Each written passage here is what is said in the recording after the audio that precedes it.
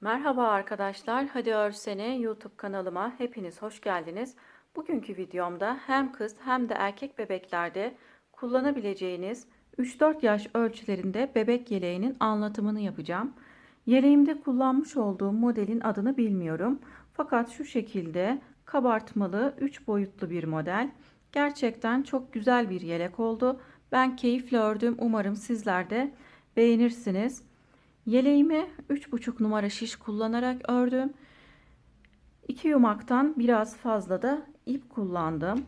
İpim anti-peeling özelliğe sahip Nako Elite Baby. Bu renkte örmek isterseniz renk kodu 5956.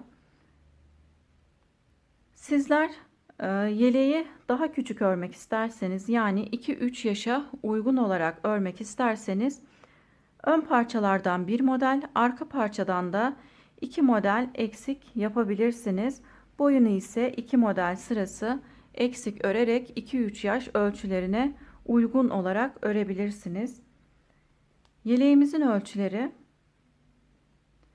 beden genişliği 32 santim, beden uzunluğu ise 38 santim. Kanalıma ücretsiz olarak abone olabilirsiniz. Beğeni ve yorumlarınızla beni desteklerseniz sevinirim. Yeni örgü videolarımdan haberdar olmak isterseniz de bildirim zilini açabilirsiniz. Şimdi yeleğimizin yapılışına geçelim. Örmek isteyen herkese kolay gelsin. Yeleğimiz için 3,5 numaralı şişe 42 ilmek atarak başlıyoruz. 4 haroşa sırası öreceğiz. Daha sonra modelimizi kuracağız. Şimdi ilk ilmeği ters olarak örüyorum. Diğer ilmeklerimi de ters olarak örüyorum. İlk sırada başlarken örerek başlıyorum. Sıra sonuna kadar ters olarak öreceğiz.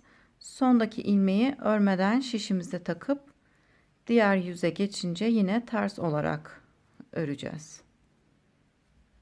Sıra sonuna kadar örelim. Sondaki ilmeği örmeden alalım. Ters örerek sıra sonuna kadar geldim. Sondaki ilmeği örmüyorum. Ön yüze geçtim. Ön yüzde örmeden almış olduğum ilmeği ters olarak örüyorum. Yine ters olarak örmeye devam ediyorum. Ben haroşamı her iki yönde de ters olarak örüyorum. Sizler haroşanızı her iki yönde düz olarak örüyorsanız o şekilde de örebilirsiniz. Herhangi bir sıkıntı yaşamazsınız. Kenarlarımızın tırtıklı olması için sondaki ilmeğimizi örmeden şişe takıp diğer yüze geçince ters olarak örüyoruz.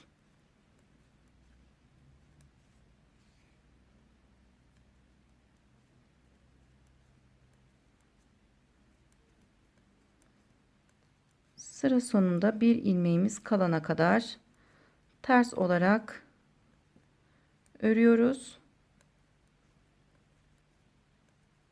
Sonda bir ilmeğim kaldı. Örmeden şişime takıp diğer yüze geçiyorum. Sıra başında örmeden almış olduğumuz ilmeği ters olarak örüyorum.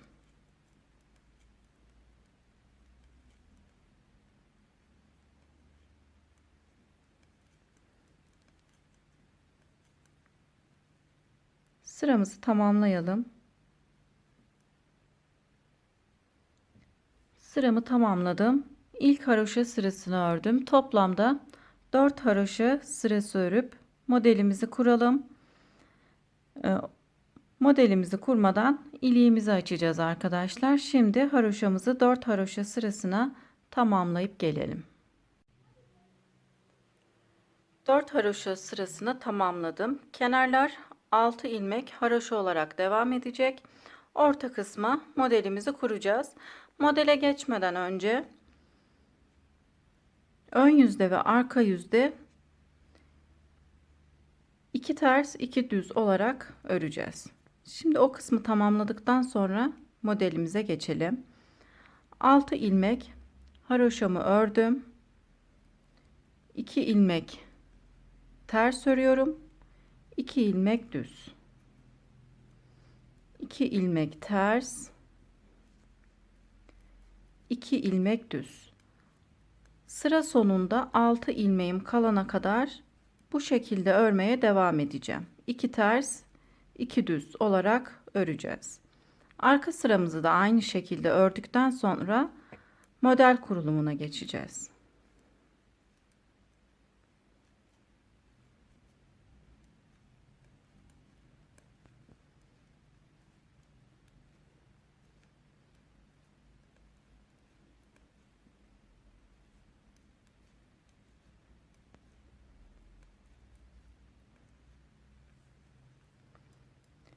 Sıra sonunda 6 ilmeğim kaldı. Yine 6 ilmeğimi haroşa olarak örmeye devam edeceğim. Fakat burada ilik açacağım. Şimdi ilk iliğimi açıyorum. Bir ilmek haroşa olarak ördüm. 2 ilmeği birlikte örerek kesiyorum. Alttaki ilmeği şişime taktım. Bir ilmek yine ters olarak ördüm. 2 ilmek haroşa örüp sondaki ilmeği örmeden şişime takıp arka yüze geçiyorum. Burada ilk iliğimizi açmış olduk. Şimdi arka yüze geçtim. 6 ilmek haroşa örüyorum. 1 2 3 4 5 6 haroşadan sonra 2 ilmek düz öreceğim. 2 düz 2 ters. Ön yüzde ters örmüş olduğumuz ilmekleri arka yüzde düz, düzleri ise ters olarak örüyoruz. 2 düz 2 ters, 2 düz 2 ters olarak sıra sonunda 6 ilmeğim kalana kadar örüyorum.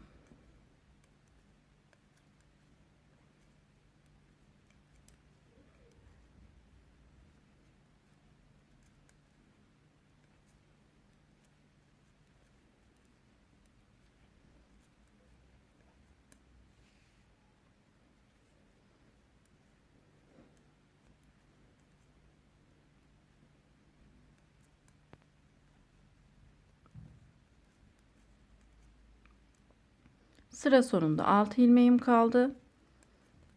İlmeklerimi haroşa olarak örüyorum. Sondaki ilmeği örmeden şişime takıp ön yüze geçiyorum. Bir sıra ön yüzde, bir sırada arka yüzde 2 ters 2 düz olarak ördüm. Kenarlarda 6 ilmek haroşa olarak devam ediyor. Şimdi modelimizin kurulumuna geçelim.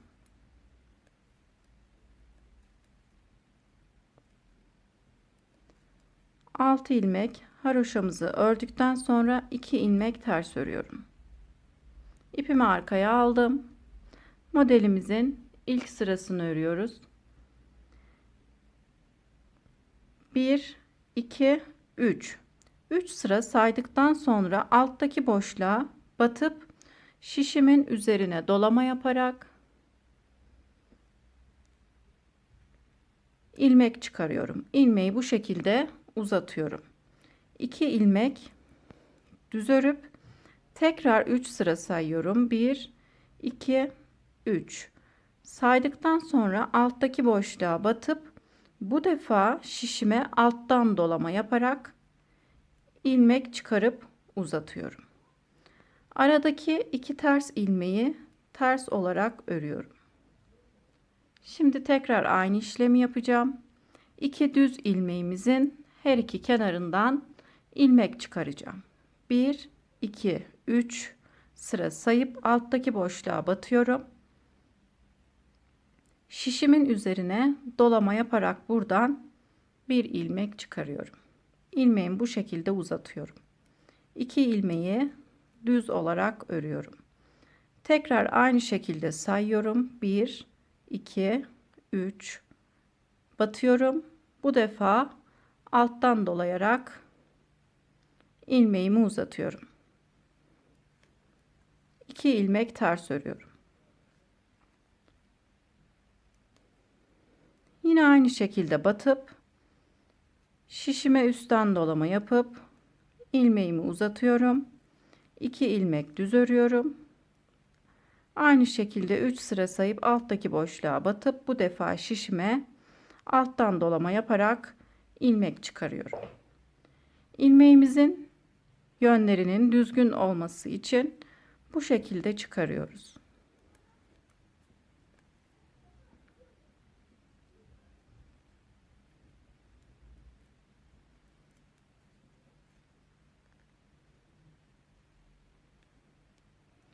Modelimizin ilk sırasını bu şekilde örerek tamamlayalım.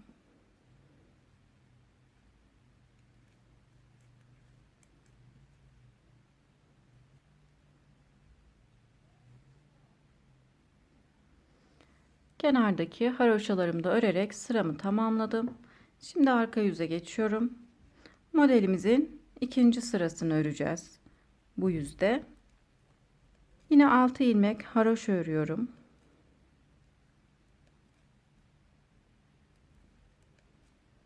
İki ilmek düz örüyorum. Modelimizin ilk sırasında çıkarmış olduğumuz ilmekleri örmeden şişime takıyorum. 2 ilmek ters örüyorum. Yine çıkarmış olduğumuz uzun ilmekleri örmeden şişime takıp 2 ilmek düz örüyorum. Yine uzun ilmekleri örmeden şişime takıp 2 ilmek ters örüyorum. Tekrar uzun ilmeğimi şişime örmeden takıp 2 ilmek düz örüyorum. Bu sırada yine 2 ters 2 düz olarak örüyoruz.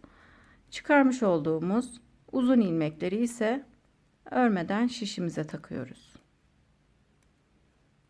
Modelimizin ikinci sırasını bu şekilde örerek tamamlayalım.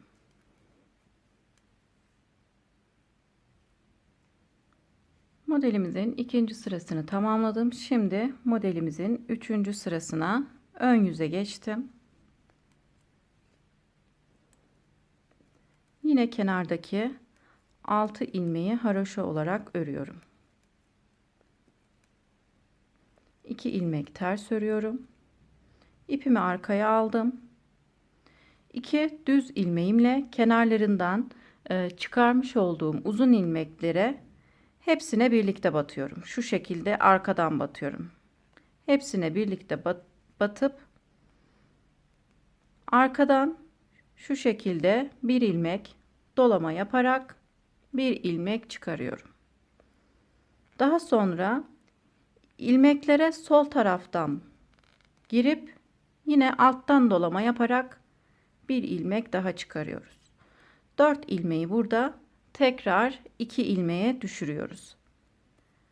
Aradaki ters ilmekleri örüyorum. 2 ilmek ters ördüm. Tekrar 2 düz ilmekle kenarlarından çıkarmış olduğumuz ilmeklerin hepsine birlikte batıyorum. Alttan dolama yaparak bir ilmek çıkarıyorum. Daha sonra ilmeklere sol taraftan girip bir ilmek daha çıkarıyorum.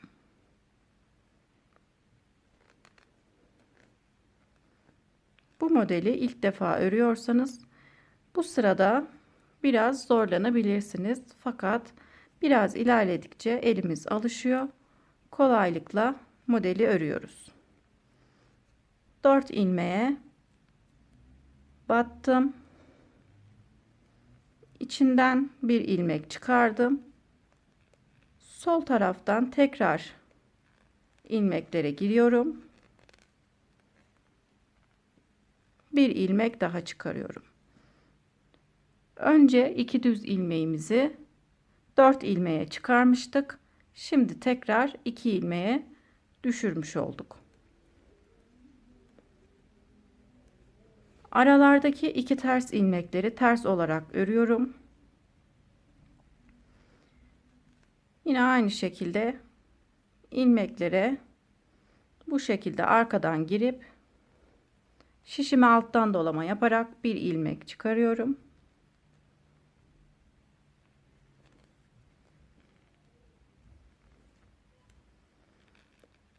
Sol taraftan tekrar ilmeklere girip bir ilmek daha çıkarıyorum.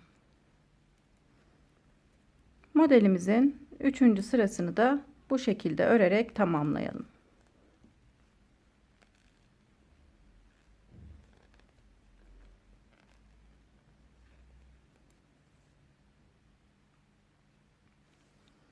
Sıramı tamamladım. Şimdi arka yüze geçiyorum.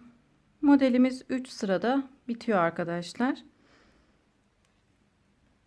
Şimdi arka yüzü yine 2 ters 2 düz olarak öreceğim.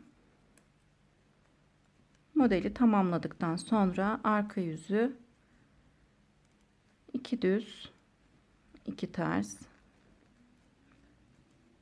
2 düz 2 ters olarak örüp tamamlayalım.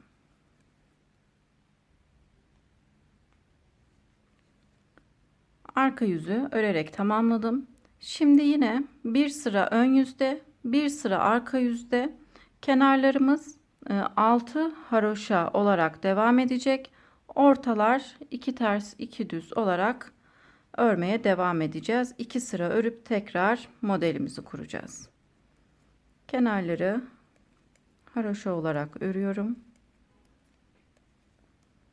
Şimdi 2 ters 2 düz, 2 ters 2 düz olarak 6 haroşa ilmeğim kalana kadar örmeye devam edeceğim. 6 ilmeğimi haroşa olarak örüp sıramı tamamlayacağım.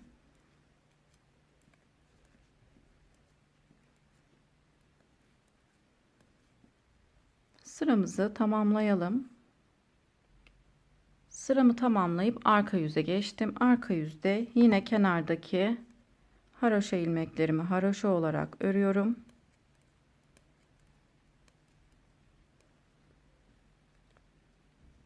İki düz, iki ters olarak örmeye devam ediyorum. 6 haroşa ilmeğim kalana kadar 2 ters, 2 düz olarak örüp arka yüzü de tamamlayacağım. Sıramızı tamamlayıp ön yüze geçip tekrar modelimizin ilk sırasına geçelim. Ön yüze geçtim. Şimdi modelimizin yine ilk sırasını örelim. Kenardaki 6 haroşa ilmeğimi haroşa olarak örüyorum. 2 ilmek ters örüp ipimi arkaya alıp yine 3 sıra sayıyorum. 1 2 3. Boşluğa batıp şişime üstten dolama yaparak buradan uzun ilmeği çıkarıyorum. 2 ilmek düz örüp yine 3 sıra sayıp şişime alttan dolama yaparak bir ilmek daha çıkarıyorum. Düz ilmeğimizin sağ ve sol kenarından birer ilmek çıkarıp 2 ilmeği 4 ilmeğe çıkarıyoruz. 2 ilmek ters örüyorum. 3 ilmek sayıp batıyorum. Şişime üstten dolama yaparak bir ilmek çıkarıp 2 ilmek düz örüyorum. Tekrar batıp alttan dolama yaparak bir ilmek daha çıkarıyorum. 2 ilmek ters örüyorum. Modelimizin ilk sırasını örerek tamamlayalım.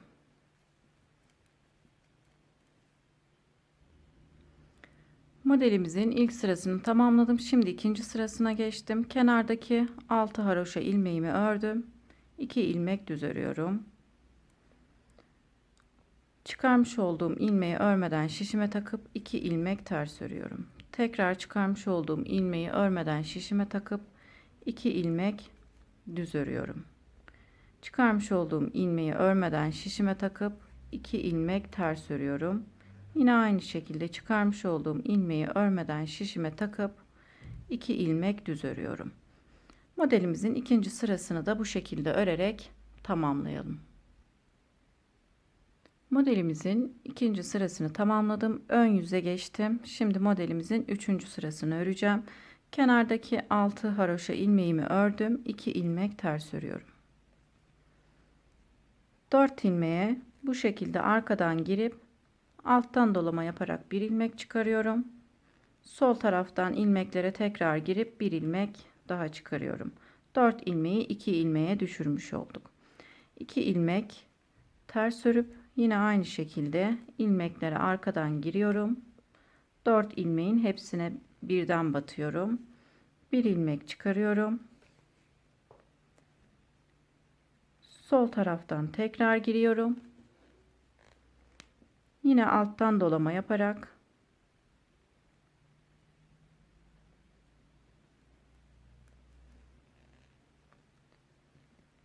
şu şekilde soldan girip alttan dolama yaparak bir ilmek daha çıkarıyorum.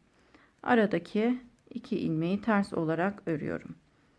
Modelimizin 3. sırasında bu şekilde örerek tamamlayalım. Modelimizin 3. sırasını da tamamladım. Şimdi arka yüze geçeceğim. Arka yüzde kenardaki 6 ilmeğimi haroşa olarak öreceğim. Yine 2 düz 2 ters olarak sıramı tamamlayacağım. Daha sonra ön yüzde bir sıra, arka yüzde de bir sıra örüp tekrar aynı şekilde modelimizin kurulumuna geçeceğim. Toplamda 1 2 model sırası ördük. Toplamda 14 model sırasına tamamlayıp kesimlere geçeceğiz. 13 haroşa sırasında bir de ilik açacağım. 1 2 3 4 5 6 6 haroşa sıramız olmuş. 13 haroşa sırası olunca ikinci iliğimizi açalım. Modelimizi de 14 model sırasına tamamlayıp gelelim arkadaşlar. Daha sonra kesimlere geçelim. 14 model olana kadar sağ ön parçamı ördüm arkadaşlar. 1 2 3 4 tane de 13 haroşa sırasında bir ilik açtım. Şimdi kesimlere geçeceğiz.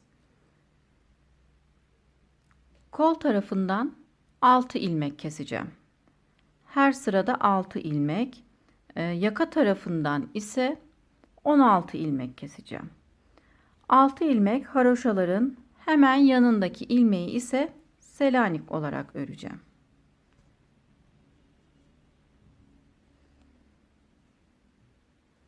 Yine 6 ilmek haroşamı örüyorum.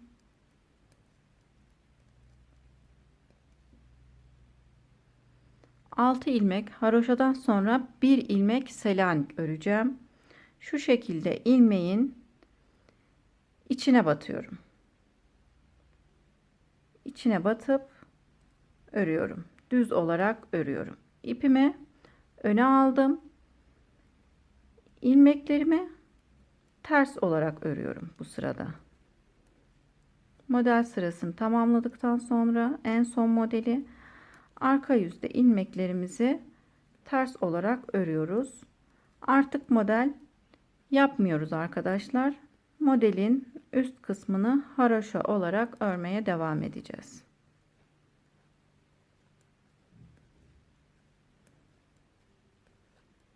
Kesimlere ön yüzde geçiyoruz. 7 ilmeğim kalana kadar ters olarak ilmeklerimi örüyorum.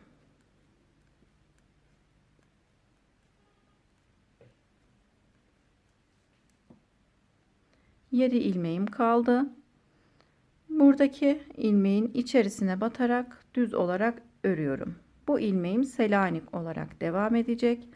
6 ilmek haroşa örüp sıramı tamamlıyorum. Sondaki ilmeği örmeden şişime taktım. Şimdi bu sırada kesimlere geçiyorum.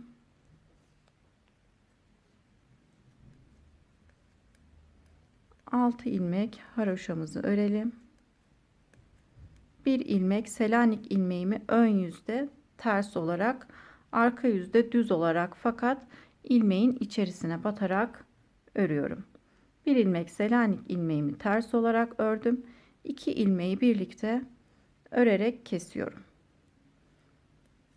Diğer ilmeklerimi yine ters olarak örüyorum.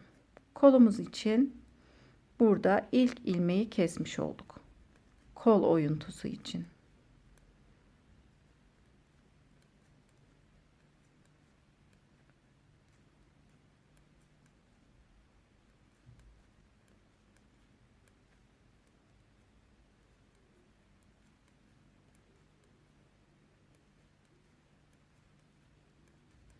9 ilmeğim kalana kadar ters olarak örüyorum.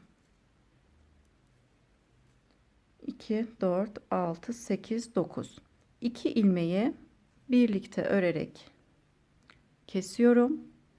Yaka oyuntusu için ilk ilmeğimi kestim. Bir ilmek ters örüyorum. Selanik olan ilmeğimi, daha sonra 6 ilmek haroşa örüp sıramı tamamlıyorum. Arka yüze geçtim. Arka yüzde kesim yapmıyoruz.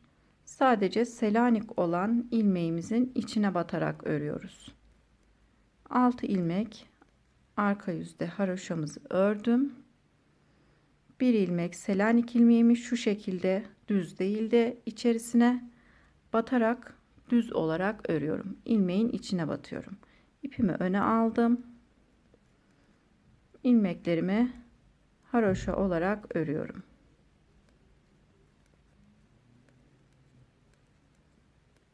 Selanik olan ilmeğime kadar ilmeklerimi haroşa olarak örüyorum.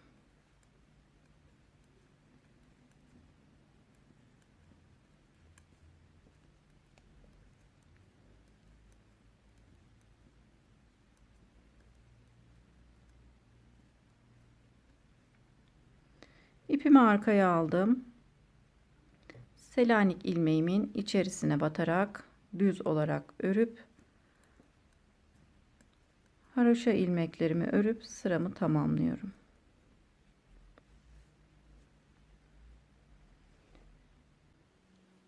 Ön yüze geçtim.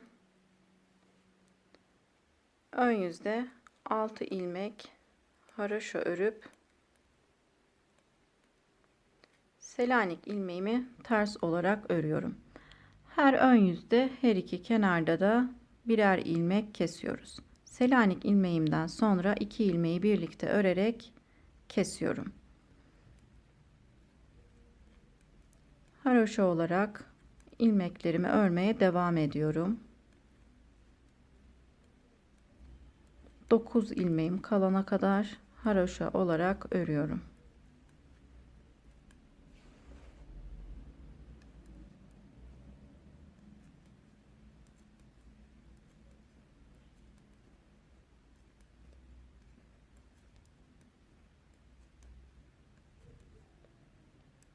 İki, 4, 6, 8, 9. 9 ilmekten 2 tanesini birlikte örerek kesiyorum. Bir ilmek Selanik ilmeğimi ters olarak örüyorum. 6 ilmeğimi haroşa olarak örüp sıramı tamamlıyorum. Şimdi arka yüze geçiyorum. Arka yüze geçmeden 2 ilmek burada kestik. 2 ilmek de burada kestik. Kol oyuntusu için 6 ilmek keseceğim. Yaka oyuntusu için de 16 ilmek keseceğiz.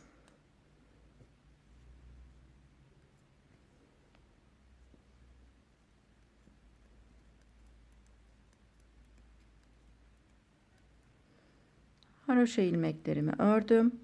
Selanik ilmeğimin içerisine batarak düz olarak örüyorum. Haroşa olarak Selanik ilmeğime kadar örüyorum.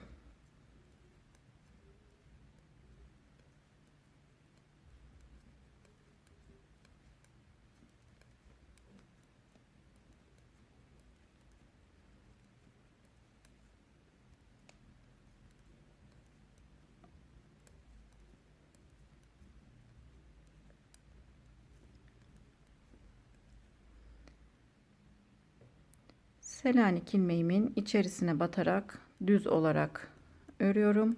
6 ilmek haroşa örüp sıramı tamamlıyorum.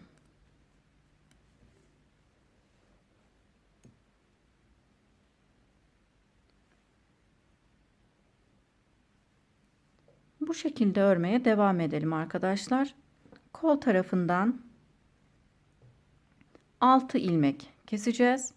Yaka kısmından ise yaka oyuntusu içinde 16 ilmek keseceğiz. Ben sol parçamı daha önce örmüştüm. Sol parçada da göstereyim. Şu şekilde yakamız için 1, 2, 3, 4, 5, 6, 7, 8, 9, 10, 11, 12, 13, 14, 15 ve 16. Yaka oyuntusu için Selanik ilmeğimizden sonra bir ilmek kesiyoruz. Toplamda 16 ilmek keseceğiz. Kol oyuntusu için ise Selanik ilmeğinden önce 1, 2, 3, 4, 5, 6 ilmek kesiyoruz. Toplamda 42 ilmekle başladık. Sağ parçamızı da arkadaşlar sol parçamızı örmüş olduğumuz gibi örüyoruz. Her iki parçayı da aynı şekilde örüyoruz. Fakat sağ parçamızda sadece ilik açıyoruz. Sağ parçamızı birlikte ördük. Siz de sol parçanızı örün arkadaşlar, aynısı gibi. Toplamda 42 ilmekle başlamıştık. 16 ilmek burada, 6 ilmekte burada kestik. Toplamda 22 ilmek kestik. 2, 4, 6, 8, 10, 12, 14, 16, 18, 20. Şişimizde 20 ilmeğimiz kalacak. Kesimleri tamamladıktan sonra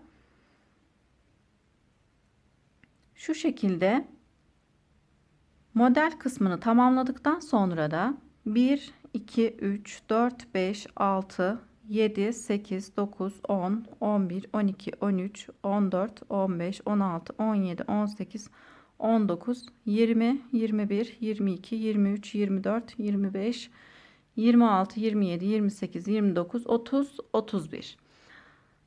31 sıra örüp bu şekilde arkadaşlar ilmek tutucuya ilmeklerimizi geçirelim. Daha sonra omuzları örerek birleştireceğiz. Bu şekilde örelim arkadaşlar. Siz isterseniz birkaç sıra fazla ya da eksik örebilirsiniz. Yeleğinizin boyunu kendiniz ayarlayabilirsiniz. İstediğiniz boyda örebilirsiniz. Daha uzun örmek isterseniz de daha uzun, daha kısa örmek isterseniz de birkaç sıra eksik örebilirsiniz.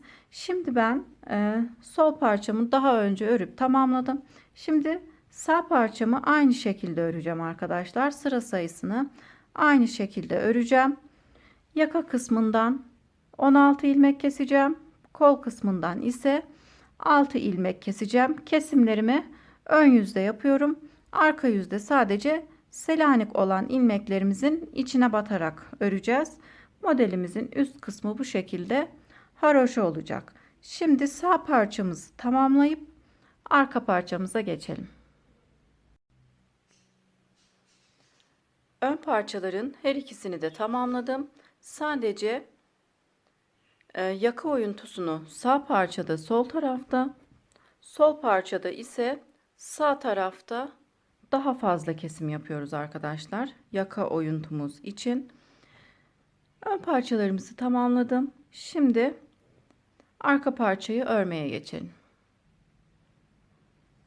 Arka parçamız için yine aynı şekilde 3,5 numaralı şişe 78 ilmek atarak başlıyoruz. Ön parçalarda olduğu gibi 4 haroşa sırası örüyoruz. Kenarları yine sıra sonunda sondaki ilmeği örmeden alıp diğer yüzde örmeden almış olduğumuz ilmeğimizi ters olarak örüyoruz. Şimdi arka parçada model kurulumuna geçelim.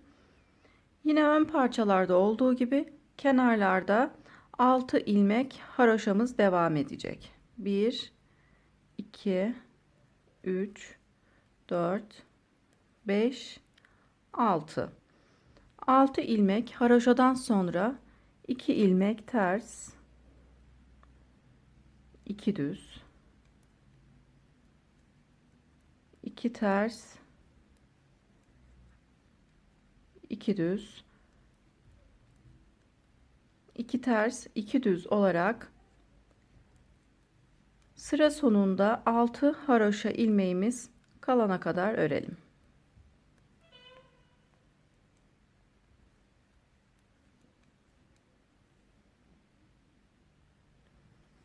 Sıra sonunda 6 ilmeğim kaldı. 6 haroşa ilmeğimiz. En son 2 ilmek ters ördüm. Şimdi 6 ilmek haroşamızı örelim.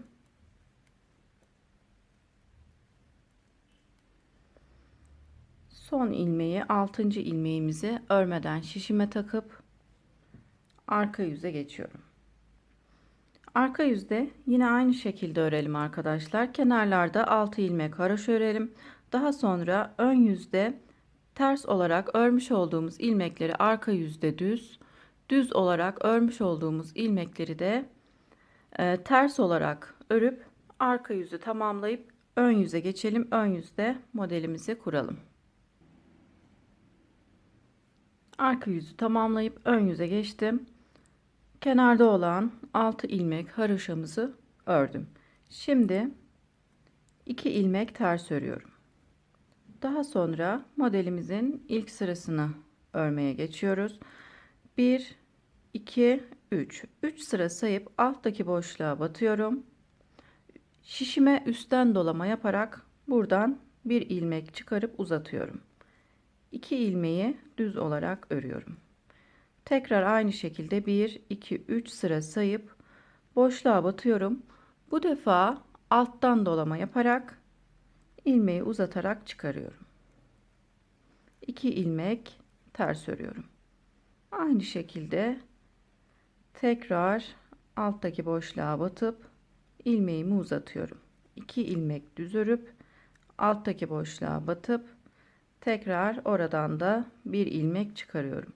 Yani modelimizin ilk sırasında 2 düz ilmeğimizin her iki kenarından da birer ilmek çıkarıyoruz.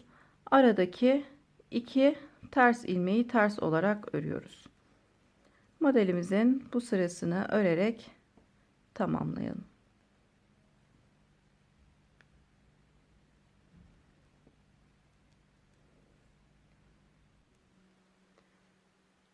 Ön sırayı tamamladım.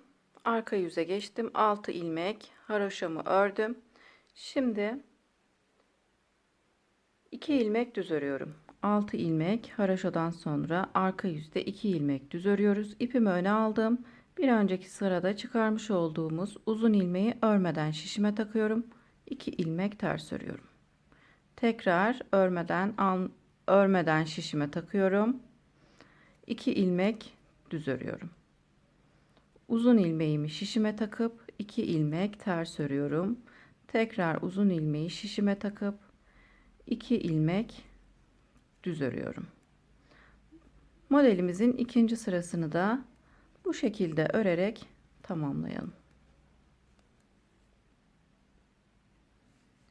Arka yüzümü tamamladım. Şimdi ön yüze geçtim. Modelimizin üçüncü sırasını öreceğiz.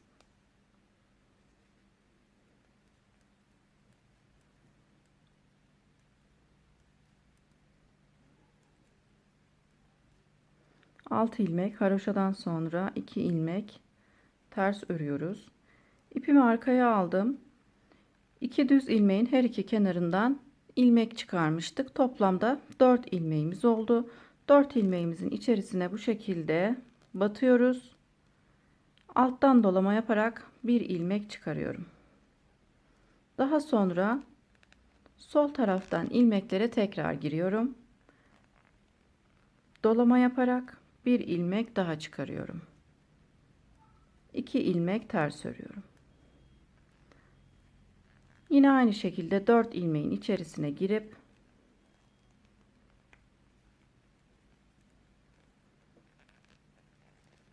sol taraftan tekrar giriyorum. Bir ilmek daha çıkarıyorum. 4 ilmek içerisinden 2 ilmek çıkarıyoruz. 4 ilmeği tekrar 2 ilmeğe düşürmüş oluyoruz.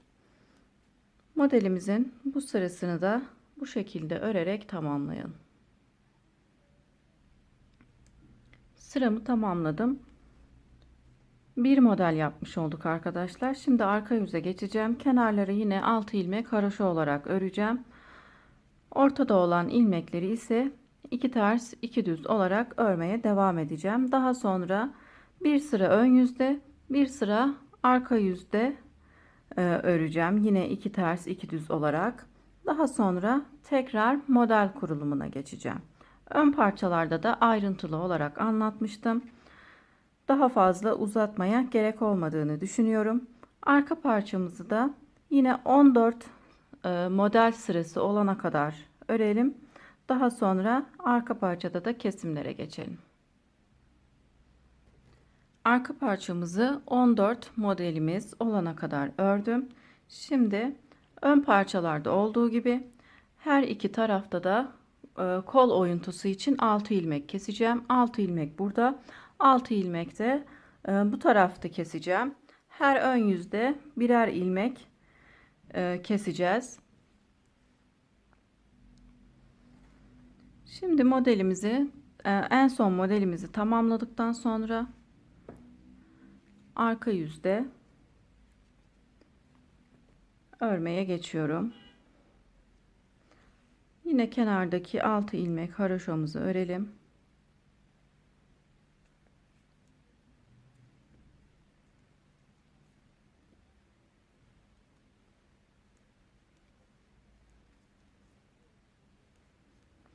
Altı ilmek haroşadan sonra bir ilmek Selanik ilmeğimiz olacak. İlmeğin içerisine batarak bir ilmek Selanik ilmeğimi örüyorum. Daha sonra ipimi öne aldım. Diğer ilmeklerimi haroşa olarak örmeye devam ediyorum. Sıra sonunda 7 ilmeğimiz kalana kadar haroşa olarak örelim.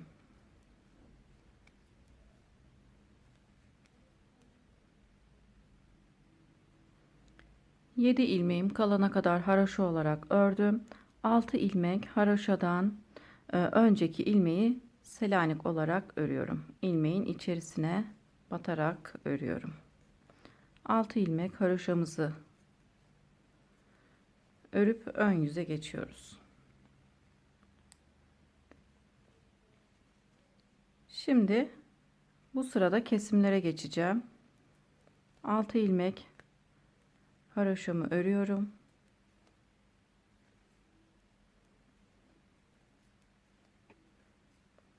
Bir ilmek Selanik olan ilmeğimi ön yüzde ters olarak örüyorum. Arka yüzde ilmeğin içerisine batarak örüyoruz. Ön yüzde ise ters olarak örüyoruz. Şimdi Selanik ilmeğimden sonra 2 ilmeği birlikte örerek burada bir ilmek kesmiş oluyorum. İlmeklerimi haroşa olarak örmeye devam ediyorum. Sıra sonunda 9 ilmeğimiz kalana kadar ilmeklerimizi haroşa olarak örmeye devam edelim. Sıra sonunda 9 ilmeğim kaldı. 2 tanesini birlikte örerek kesiyorum. Bir ilmek ters örüyorum. Selanik olan ilmeğimi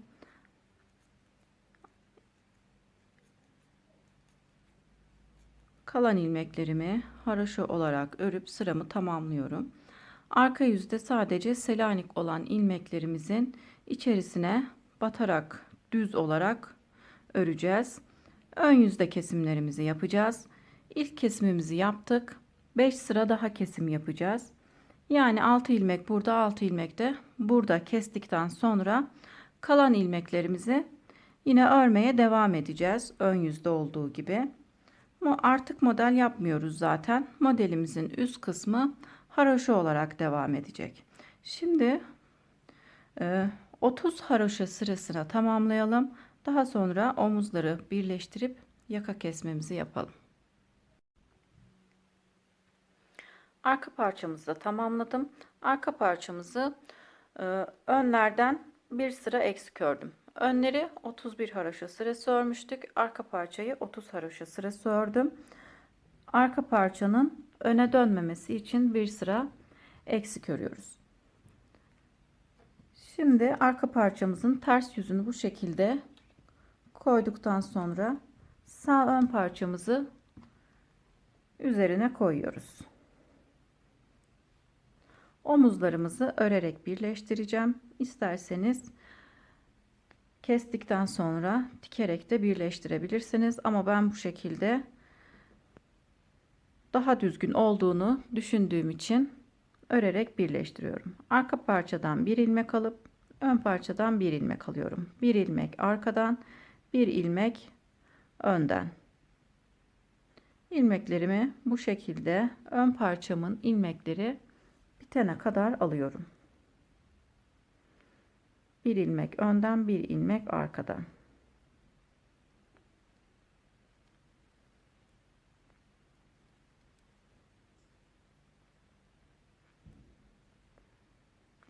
ilmeklerimizi bitirelim. Ön parçadaki ilmeğimiz bitene kadar ilmeklerimi aldım. İpim bu tarafta olduğu için ilmeklerimi sağ şişime geçiriyorum.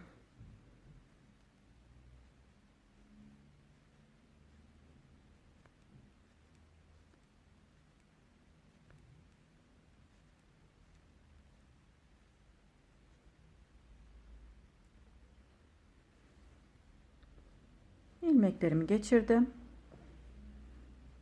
Şu şekilde çevirelim. Ön parçayı bu şekilde arkaya atıyoruz.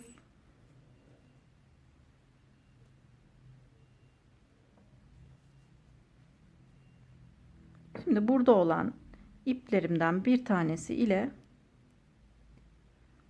üçer ilmek kesim yapacağım. 3 ilmeği alıp hepsini birlikte örüyorum. Daha sonra sol şişime ilmeği tekrar takıyorum. 3 ilmeği birlikte örerek kesiyorum.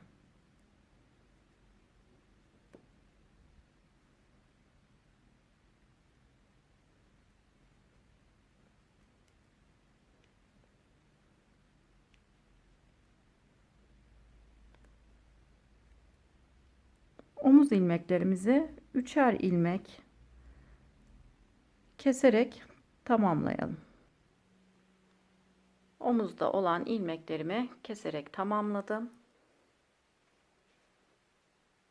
Bu şekilde düzgün bir görüntü elde ediyoruz. Şimdi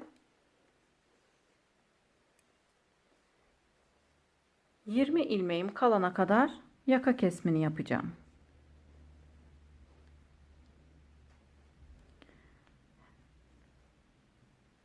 Düz örüp kesiyorum arkadaşlar. Bir ilmek düz örüp bir önceki ilmeği üzerinden geçirerek ilmeklerimi kesiyorum. 20 ilmeğimiz kalana kadar yakamızı bu şekilde keselim.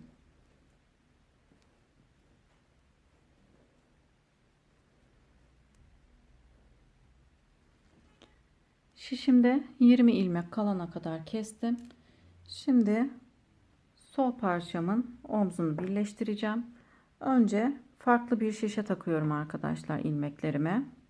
İlmek tutucudan çıkarıp daha rahat birleştirebilmek için başka bir şişe geçiriyorum.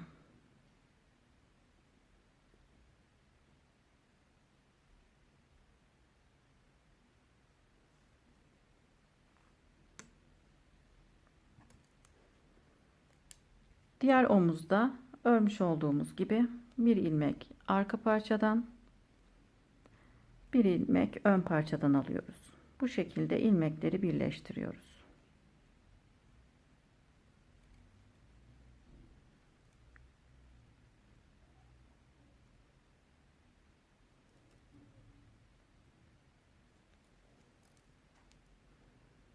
İlmeklerinizin kaçmaması için dikkat edin arkadaşlar.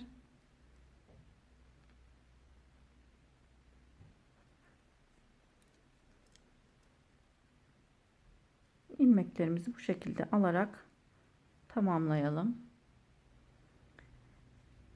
İlmeklerin hepsini bu şekilde şişime geçirdim. Şimdi ön parçayı arkaya çeviriyorum. Şu şekilde ilmekleri elimle düzeltiyorum. Bu kenarda ipim olmadığı için arkadaşlar örmüş olduğum ip bu kenarda kaldı. O yüzden ilmekleri diğer şişe aktarıyorum.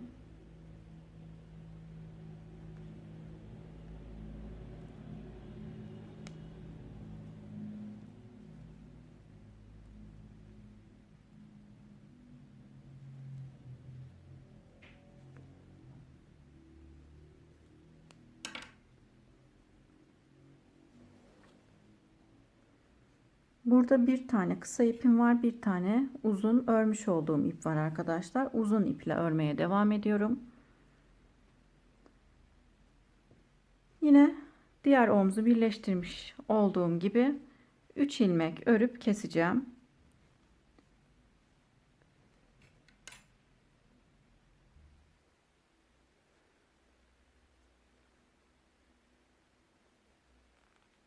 3 ilmeği birlikte örerek kesiyorum. Daha sonra ilmeği tekrar şişime takıp tekrar 3 ilmeği birlikte örüyorum. Omuz kısmını bu şekilde örerek keselim. Daha sonra kenar kısımlarını dikmeye geçelim.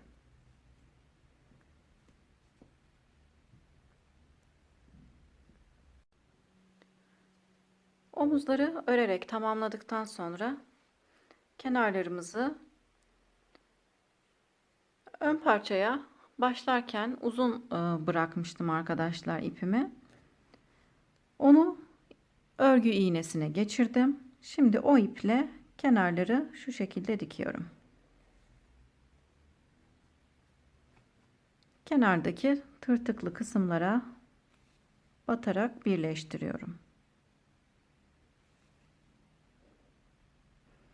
Bir ilmek ön parçadan, bir ilmek de arka parçadaki tırtıklı kısımlara batarak kenarları bu şekilde birleştiriyorum.